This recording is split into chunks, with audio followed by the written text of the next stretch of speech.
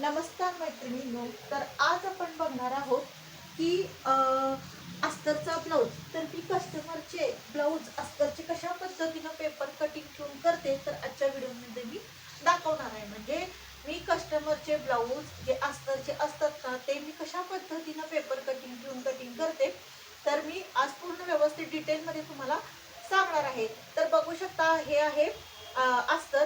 तर हे कॉटनचं मी घेतलेलं आहे.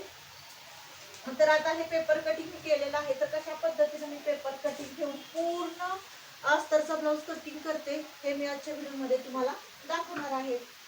तर आता पूर्ण बघू शकता बंद बाजू माझ्या साईडला घेतलेली आहे, सुट्टी बाजू मी त्या साईडला ठेवलेली आहे.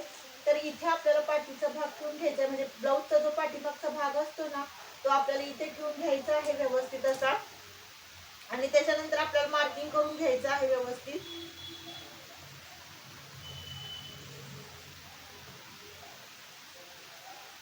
बघू शकता ह्या पद्धतीनं.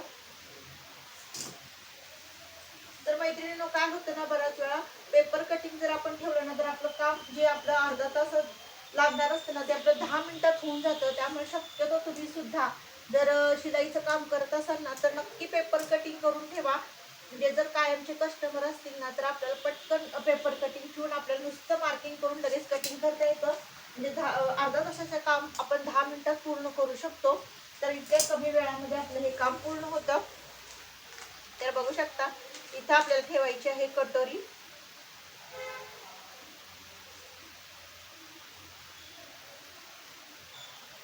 जसं आहे तसं आपल्याला मार्किंग करून घ्यायचं आहे.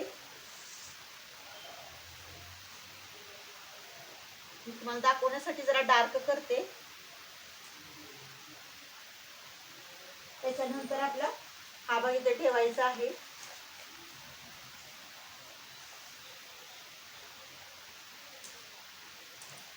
इथं आपल्याला एक अर्धा इंच वाढवून घ्यायचंय शिलाईसाठी.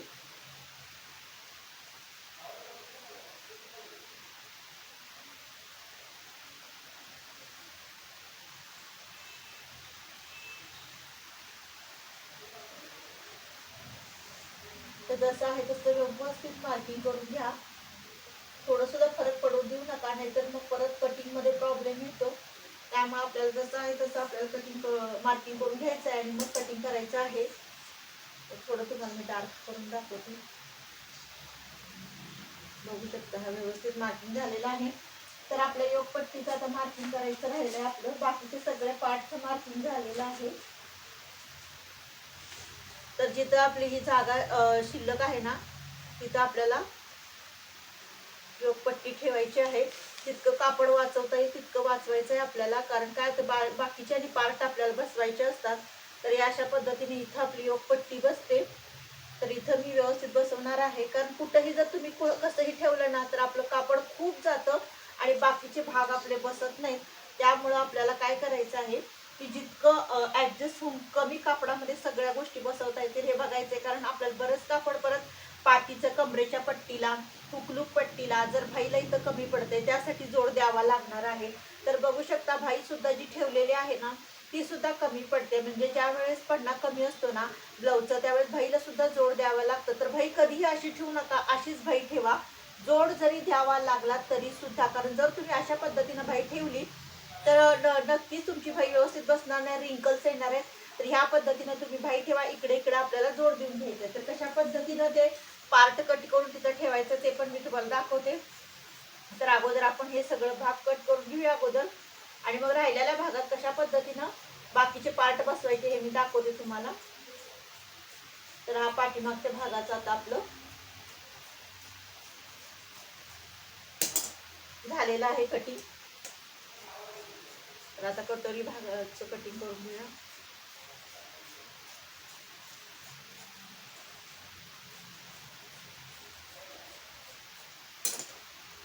तर आता आपण भाईचं कटिंग करून घेऊया.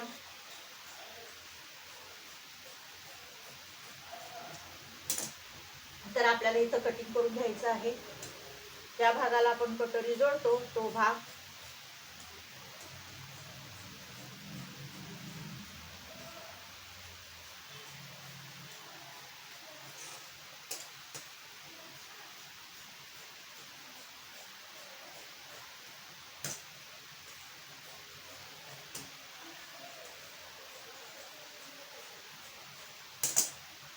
आता योगपट्टीचं आपण कटिंग करून घेऊया.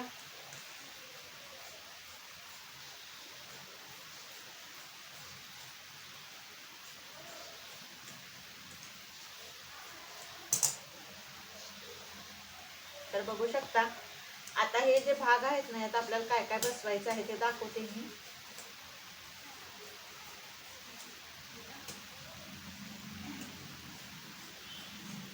तर बघू शकता हे जे आपली भाई आहे ना, त्याला इथे इथं असा जोड द्यायचा आहे. नंतर आपल्याला शिलाई काम करताना तर बघू शकता हे अशा पद्धतीनं जोड द्यायचा आहे राहिलेल्या कापडामध्ये आणि मगच आपल्याला वरचा पार्ट जोडायचा आहे.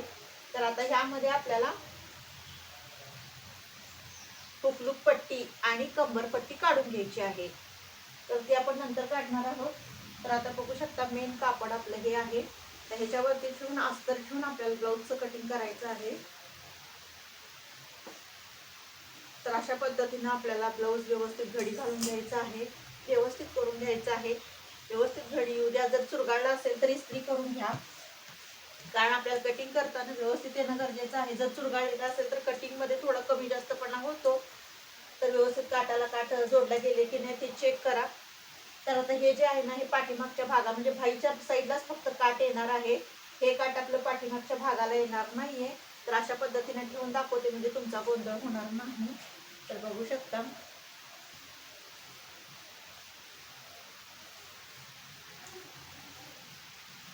तर आता हा तिथं भाई आपल्याला बसवायची आहे. तर इथे मी भाईचं कटिंग करणार आहे. आता हे जे आहे ना मेन कापड, ह्याला भाईला जोड द्यावा लागणार नाही, फक्त अस्तरला जोड द्यावा लागणार आहे. कारण मेन कापड पडण्याला खूप जास्त आहे, त्यामुळं ह्याला जोड द्यायची काही गरज नाहीये. तर बघू शकता इथे बसवलेला आहे मी पाठीमागचा भाग. त्याच्यानंतर इथे असं ठेवायचं आहे हा भाग आणि त्याच्यानंतर बघू शकता कुठे ऍडजस्ट होतो तो व्यवस्थित हा भाग पार्ट आहे ना, तो व्यवस्थित ऍडजस्ट करून घ्या म्हणजे नेमकं कुठल्या भागात हा. तर बघू शकता इथे आपली कटोरी बसतीये व्यवस्थित. इथे पाठीमागचा भाग, इथे कटोरी बसतीये. व्यवस्थित असं ठेवून घ्या म्हणजे जेणेकरून आपला कापड व्यवस्थित सगळ्या बाजूने पुरणार आहे. तर बघू शकता इथे कटोरी, इथं व्यवस्थित ऍडजस्ट होते. तर अशा पद्धतीने आपल्याला सगळे पार्ट व्यवस्थित ठेवून घ्यायचे आहेत आणि मगच कटिंग करायचं आहे. तर आता आपण योगपट्टी ठेवून घेऊया.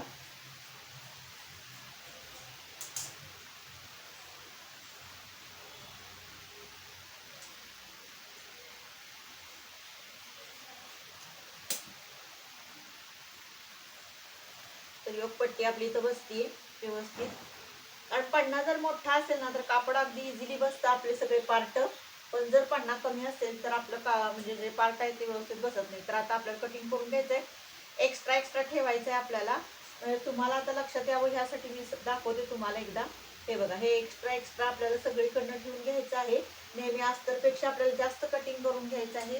कारण काय होतं जोडताना नेहमी अगदी अस्तर बरोबर आपण कटिंग केलं तर बराच वेळा सरकतं कापड. त्यामुळे आपल्याला पाव इंच जास्त ठेवूनच कटिंग करायचं आहे, जेणेकरून.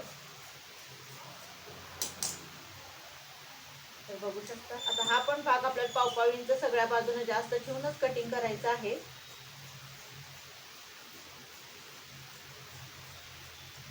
सगळ्या भागाला जास्त ठेवून बघू शकता तुम्ही कशा पद्धतीने अस्तरचं ब्लाऊज कटिंग करते.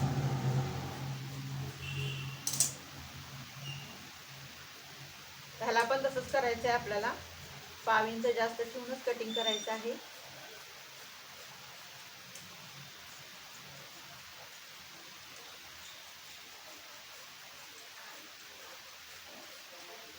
तर बघू शकता आणि आता आपलं पायचा भाग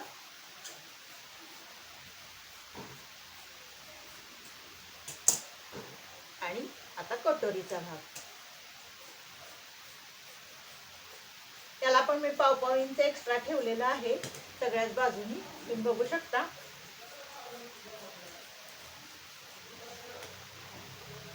तर ह्या पण साईडला थोडंसं आपल्याला पाव इंच जास्त ठेवून कटिंग करायचं आहे. तर बघू शकता मी कशा पद्धतीने सर्व भागाचं कटिंग केलेलं आहे. तर हे आहे आपला भाईचा भाग. तर भाईला पण काय करायचं आहे आपल्याला, की आता भाईला जास्त जोड द्यावा लागणार नाही, फक्त अस्तरला जोड द्यावा लागणार आहे. तर हे आपल्याला शिलाई करताना द्यायचं आहे. तर बघू शकता आता कटोरीचा भाग मी सगळीकडून जास्त जास्त ठेवलेला आहे. तर तुम्ही कटिंग करताना अशाच पद्धतीने ठेवा. योगपट्टीला पण बघू शकता मी सगळ्या बाजूने थोडं थोडं पाव इंच जास्त ठेवलेलं आहे. त्याच्यानंतर ह्याला बघा तुम्ही जो जो ज्या भागाला आपण कटोरी जोडतो त्या भागाला पण मी सर्व बाजूनी थोडं थोडं एक्स्ट्रा ठेवलेला आहे. त्याच्यानंतर तुम्ही बघू शकता हा आपला पाठीमागचा भाग ब्लाऊजचा, त्याला सुद्धा मी सर्व बाजूनी थोडं थोडं जास्त ठेवलेलं आहे. तर अशा पद्धतीनं पेपर कटिंग ठेवून तुम्ही अस्तरचे ब्लाऊज कटिंग करू शकता. आणि खूप सोपी खूप छान पद्धत आहे. जर तुम्ही डायरेक्ट कटिंग करायला घेतलं तर आपला बराच वेळ जातो. जर समजा घाई गडबडीत तुम्हाला कस्टमरचे ब्लाऊज द्यायचे असतील आणि कायमचं जर कस्टमर असेल तर तुम्ही नक्कीच पेपर कटिंग ठेवून ब्लाऊज कटिंग करू शकता. कारण आपलं जे ब्लाऊजला अर्धा तास कटिंगला लागतं ते आपलं कटिंग फक्त 5 मिनिटात होतं. 5 ते 10 मिनिटामध्ये आपलं कटिंग होऊन जातं. तर खूप सोप्या खूप छान पद्धतीने मी तुम्हाला सांगण्याचा प्रयत्न करत असते मैत्रिणींनो. व्हिडिओ स्किप न करता पूर्ण बघत जावा, म्हणजे डिटेलमध्ये सर्व गोष्टी तुम्हाला नक्की लक्षात येतील. तर अशा पद्धतीनं सर्व कस्टमरचे ब्लाऊज मी ठेवते. जर कायमचे कस्टमर असतील तर मी हे पेपर कटिंग कायमस्वरूपी ठेवते. त्यात थोडा चेंज करते आणि आहे असं पेपर कटिंग घेऊन मी कस्टमरचे ब्लाऊज कटिंग करत असते. त्यामुळे माझा वेळ खूप वाचतो. तर मैत्रिणींनो हा व्हिडिओ तुम्हाला कसा वाटला नक्की कमेंट करून सांगा. आवडल्यास लाईक शेअर आणि सबस्क्राईब करा. भेटूया नेक्स्ट व्हिडिओमध्ये.